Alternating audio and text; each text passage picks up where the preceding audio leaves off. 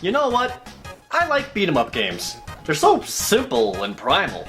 A lot of them lack variety, but I still enjoyed them.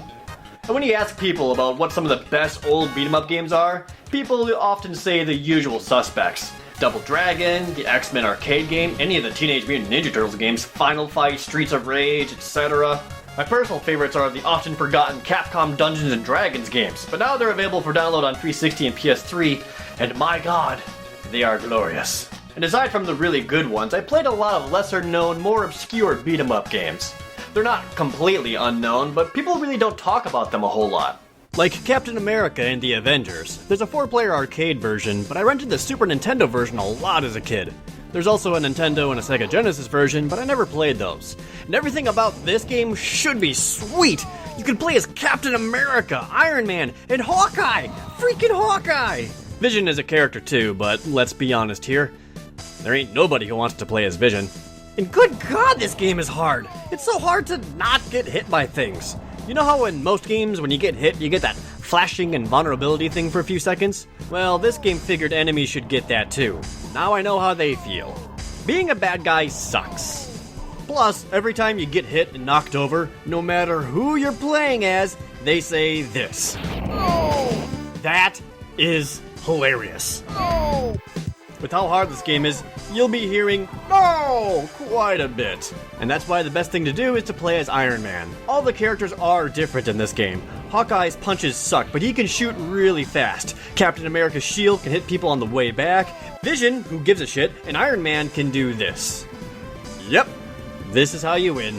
This game isn't very good. Maybe it's better on the Nintendo or Genesis, but the Super Nintendo version isn't great. I can only get to the second stage of the game, but I have beaten it in the arcades, when it was on free play. This is another pseudo beat 'em up I rented a lot, King of Monsters 2. It was a Neo Geo game that they ported onto the Super Nintendo. The first one is more of a wrestling game. It had 4 different monsters, and you basically wrestle inside of cities in these weird energy walls. It's purely a versus game. It was lame. For whatever reason, the second one is a cooperative beat 'em up, sort of. The monsters were still fighting, but suddenly, aliens. There's a boss in every stage, and fighting them harkens back to the wrestling style of the first King of Monsters. Only now they have a life bar and you can kill them instead of pinning them.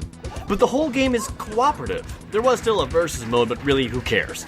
Between boss fights, you move forward, collect power-ups, and punch smaller aliens until they explode. The stages themselves are stupidly short. Like, this underwater one, you can get to the end in like 20 seconds. In fact, you can pretty much ignore almost every enemy that shows up.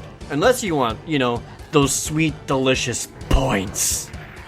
The characters you can play as are pretty cool themselves, and they play drastically different in their attacks, so your choice actually has some influence. There is Cyber Woo, a robo-gorilla who can shoot rockets from his back and has crazy eyes. There's also Astro Guy, who is, he's got a nice butt. And there's Super Gion.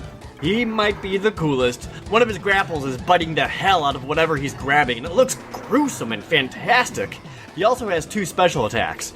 One is breathing fire on people, and the other is growing his horn tenfold, ripping it out of his skull, and then using it to stab people.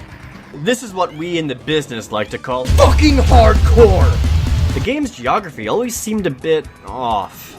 Oh, we're going to the Grand Canyon. Then why are we in Los Angeles, California? And, why is Mount Rushmore here? At least dying was pretty cool. Another beat 'em up I really enjoy, but I swear it gets overshadowed by every other Dreamcast game out there, is this one, Zombie Revenge. This game is sweet. You run around, punch zombies, kick them, and shoot guns. You could argue if it's actually a beat 'em up, since you almost always have a gun you can use, but unlike the arcade version, the Dreamcast had a special hand-to-hand mode. It made the damage of guns pitiful, and your hands are supercharged.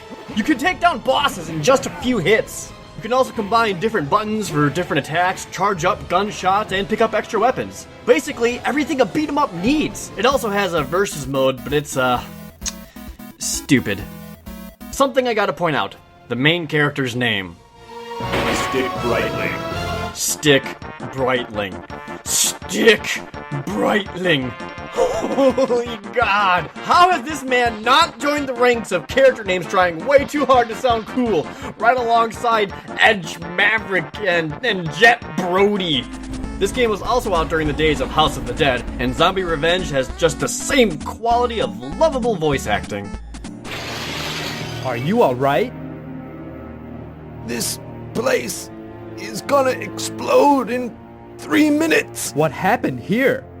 Zed, show yourself. Are we still following this guy? He's the one making the zombie. To catch him, we have to follow. Let's go. Its lip syncing is so good that it makes the old Godzilla movie stereotype look impeccable. What? Brilliant. For all these weird beat-em-ups I've played in my time, the one I remember most fondly is one of the more obscure and harder to find games for the Super Nintendo. It's one I rented all the time as a kid, and that was Sonic Blast Man. And by that I actually mean I rented Sonic Blast Man 2. Sonic Blast Man 1 kinda sucks. You play as Sonic Blast Man, a generic hero being from far away who came here to protect Earth. The gameplay is just so slow. You walk at a snail's pace and you have to beat way too many dudes before you can move on. At least you attack quickly, and you have different finisher punches depending on how you press the directional pad. You know how these games have some sort of clearing move that hits people all around you? Sonic Blast Man jumps and spins around like an idiot, and then he gets dizzy from it. His own special move tuckers him out. He also has a second screen clearing move. It's called the D-Punch. He punches the ground with 100 metric tons of force, and everyone gets hurt somehow. And much to our disappointment with the D-Punch, he does not punch a dude square in the dick. I am all for video games using comic book style onomatopoeia, but Bagoom? Unlike Final Fight, Blast Man can't pick up any cool weapons to bludgeon or stab people with. Because of that, the gameplay feels super stale very quickly. Some of the grapple throws are funny to watch. He doesn't even look like he's grabbing them. He looks more like he's consoling them through tough life decisions. Times have just been tough, man. I'm so sorry for causing so much hurt, man. Fear not, citizen. I forgive you. Really? It's the sequel that I played the most, though.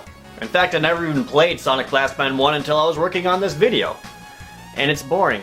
And it's stupid. But hey, the sequel is way better! Sonic Blast Man 2 is actually 2 players instead of 1, and it adds in 2 more playable characters. Alongside Sonic Blast Man, you have Captain Choyer and Sonya. Captain Choyer moves slower but hits like a dump truck, and Sonya is much more agile but doesn't do as much damage with each hit. What is it with beat-em-ups always making the female characters the fast but weak ones? You know what? I can't overlook this anymore. The character designs are stupid. They're like Saturday morning cartoon characters created specifically to sell toys, only to never get a cartoon. Or toys. Look at Sonic Blast Man! He's wearing a stupid hat and ascot goggles, boxing gloves, and his chest piece has a clock in it. It's like the designer mashed everything from his attic into a single character. I'm pretty sure I can dress up as a better character using whatever stuff is in my closet. In fact... Fear not, citizen, I shall protect you, for I am... embarrassed. The gameplay was sped up a lot more in this one. You move faster, attack faster, you can dash, and do a dodge roll. There's also a heavy attack now that you can use with combos and grapples. You're fighting alien invaders this time, which means there are more enemy types. The designs of the enemies themselves are boring, though. They're uninspired, generic alien-type robot dudes. The bosses don't fare much better. Mega Man called. They want their robot back. Hey, remember that D-Punch attack from the first game? Well, it's back, only now you can power up a normal attack to throw energy, fire kick, or zappy hand. Or you can use more energy to do the screen-clearing attack. Captain Choyer uses lightning, Sonya uses fire, and Sonic Blast Man still punches the ground. Only now, he says this. I'm fighting for freedom! I love it. It's amazing. He says this every time. Hey, Blast Man, I'm gonna go get groceries. What are you doing? I'm fighting for freedom! Oh, well then what are you up to Saturday night? I'm fighting for freedom! Really? Ike, what do you fight for? I fight for my friends. Captain America, anything to add? No! Alright then. I really don't have much to add about this one. Sonic Blast Man 2 is a pretty good beat-em-up that gets frequently overlooked. It's not one of the best ever, but I like it. Beat 'em ups was a great genre that really flourished in the 90s thanks to Final Fight and the Super Nintendo, and all of the games that I just talked about are ones that are still worth playing. Well, except for Captain America. Hey, thanks for watching. Be sure to follow me on Twitter and Facebook for more updates, and to subscribe to me on YouTube and equip my channel on normalboots.com. And if you're in the mood to watch something else, be sure to watch my video on the worst console ever.